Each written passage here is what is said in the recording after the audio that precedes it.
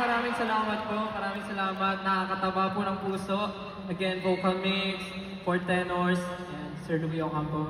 Hindi po magiging mapuso ang pagkanta at ang kantang ito kung hindi dahil sa mga boses at talento niyo po. Maraming salamat. It's such an honor to be performing here tonight on the same stage with a true Filipino talents. And of course, the legendary Mr. Louie Ocampo. Maraming salamat. Kahit sobrang busy niyan, pumayag siya sa schedule namin.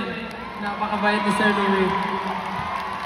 Again, maraming salamat, vocal mix, four tenors, and Mr. Louie Ocampo. Again, palakpakan natin sila, Agent! Grabe.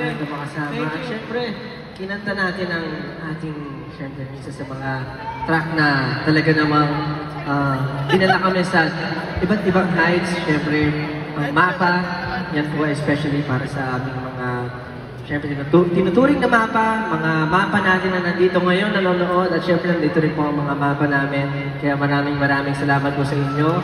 At syempre ang 18, yun talaga ang aming tunay din na mapa. Nakaka-proud lang na makita yung vocal mix at saka yung four tenors. Feeling ko tuloy proud daddy. Ganun. Daddy sir. Daddy.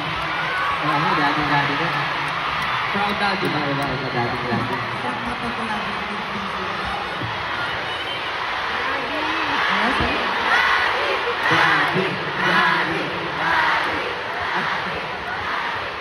Magaling na mo nga.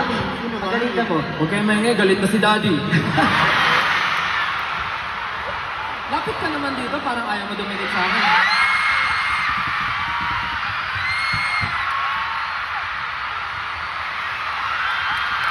Okay na ba? Ayun. Nag-enjoy po sila masyado eh. Pero sobrang grateful kami sa inyo, AP. Kasi syempre, sa lahat ng efforts nyo, alam ko nandito lahat ngayon na mula Gen Ad, na nasa taas. Woo! Alam ko, hanggang sa mga nasa VIP, yung mga ginagawa niyo for us, yung mga pag-iipon nyo para makapunta sa shows namin, makabili ng music namin, masuportahan kami sa kung ano man ginagawa namin. Sobrang pasasalamat. Talaga, ako personally, masasabi ko, alam niyo yun, parang nung after na dumating kayo sa buhay namin, simula actually na dumating sa buhay namin, nagbago yung pananaw ko sa mundo. Na parang naitabi ko yung mga hatreds ko, naitabi ko yung mga parang feeling ko kasi dati cruel yung mundo eh. Pero nung dumating kayo, talagang nagbago po talaga lahat.